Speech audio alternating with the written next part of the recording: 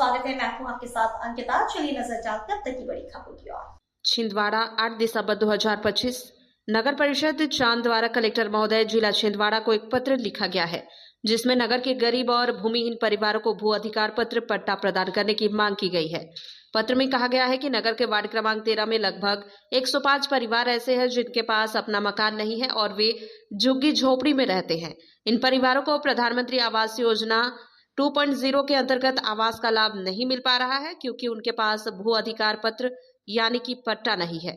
नगर परिषद चांद ने मांग की है कि इन परिवारों को भू अधिकार पत्र पट्टा प्रदान किया जाए, ताकि वे प्रधानमंत्री आवास योजना के अंतर्गत आवास का लाभ ले सके। पत्र में यह भी कहा गया है कि तहसीलदार चांद को जांच कर उपरोक्त सभी परिवारों के लिए पट्टा प्रदान करने हेतु अनुविभागीय रिपोर्ट प्रस्तुत करने के लिए आदेशित किया गया है। नगर परिषद चांद के अध्यक्ष ठाकुर दान से पटेल ने बताया कि नगर के गरीब और भूमिहीन परिवारों को भू अधिकार पत्र पट्टा प्रदान करना हमारी प्राथमिकता है। उन्होंने कहा कि हम जल्द ही इस मामले को लेकर कलेक्टर महोदय से मुलाकात करेंगे और उन्हें इस संबंध में अवगत कराएंगे। इस बीच नगर के नागरिकों ने भी इस मांग का समर्थन किया है और कहा है कि वे इस मामले में नगर परिषद चांद के साथ है। उन्होंने कहा कि वे जल्द ही इस मामले में एक बड़ा आंदोलन करेंगे अगर उनकी मांगे नहीं मानी गई तो। जी, आज हमारे मध्य प्रदेश के मुखिया डॉक्टर मोहन यादव जी का आगमन छिंदवाड़ा होने जा रहा है 4 बजे। तो हम सब किसानों ने, किसान के प्रतिनिधियों ने, किसान संगठनों ने तय किया कि एक अवसर है, मुख्यमंत्री जी खुद स्वयं हमारे ज़िले में आ रहे हैं, हमारे जिला अध्यक्ष जी के यहाँ विवाह के निजी कार्यक्रम में। तो हम सब लोगों ने बहुत दिन से एक ज़िले में मक्का उत्पादक है हमारा ज़िला सर्वाधिक, और रेट इतने नीचे हो गए हैं कि किसान को बहुत ज़्यादा चिंता हो गई है। और मक्का का मूल्य एक्चुअली 2400 होना चाहिए था, जो कि अभी 1200, 1300, 1400, 1500 तक आया। हमारा आग्रह है सरकार से कि संवेदनशील सरकार है और केंद्र में भी हमारी सरकार है। किसान बहुत बड़ा वोट बैंक होता है मध्य प्रदेश और पूरे देश में, जो कि सरकार बनाने का काम करता है, और किसान हमेशा अच्छा मूल्य चाहता है फसल का। तो हम चाहते हैं कि मक्का का जो भाव है, जो अभी 1200-1500 तक आया है, 1700 तक, वो 2400 रहे, और यदि कुछ राशि कम पड़ती तो मध्य प्रदेश सरकार बोनस के रूप में, भावांतर के रूप में अन्य चीज़ों, सोयाबीन और अन्य मूंग के लिए दिया है, वैसे ही हमारे इस मक्का के लिए दे, ताकि किसान लोग भी बहुत संतुष्ट हो जाएंगे। और व्यापारियों से जो कुछ साठ-गांठ पता लगी, उसके कारण भी कई बार रेट गिरते हैं, उसकी भी जाँच हो कि आखिर इसमें मूल्य कैसे गिरा इतना। और पूरे मध्य प्रदेश में मक्का का उत्पादन बढ़ा है, रकबा बढ़ा है, तो इसका मतलब ये है कि आवक ज़्यादा होने से रेट गिर रहा है।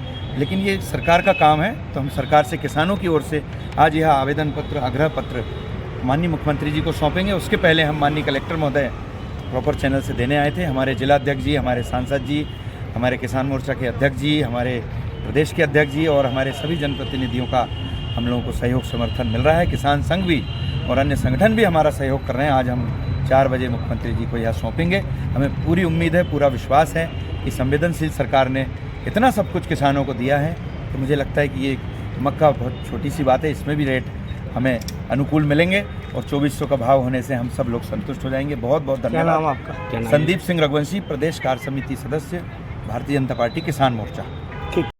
हम सभी लोग हमारे माननीय नगर परिषद अध्यक्ष चांद दान सिंह ठाकुर जी और चांद के मंडल अध्यक्ष नीरज पटेल जी के नेतृत्व में और नगर परिषद चांद के जो गरीब लोग हैं, उनको लगभग वो 7-8 साल से एक क्षेत्र में निवास कर रहे हैं, जहां बहुत लोगों के प्रधानमंत्री आवास में भी मकान बन चुके हैं, मगर अभी तक उनको पट्टा प्राप्त नहीं हो पाया।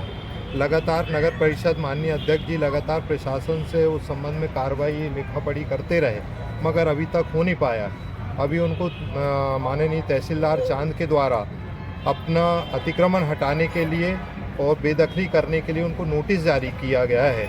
इस संबंध में हम सभी लोग मिलकर के माननीय कलेक्टर महोदय से यही आग्रह करने आए हैं कि इन सभी लोगों का सर्वे करा करके, और जो पात्र हैं, चूँकि शासन की योजना है कि जो निराश्रित हैं या जिनके पास आवासीय भूखंड नहीं है, उनको शासन रहने की व्यवस्था, रहने की ज़मीन उनको प्रदान करेगी। तो यही निवेदन करने के लिए हम सभी लोग आज यहाँ पर पूरे हमारे नगर वासियों के साथ में, महिलाओं के साथ में उपस्थित हुए हैं। और इनकी लगभग संख्या मुझे अनुमानित ऐसा लगता है कि 125 के लगभग ये संख्या है जिनको अभी तक पट्टा प्राप्त नहीं हुआ।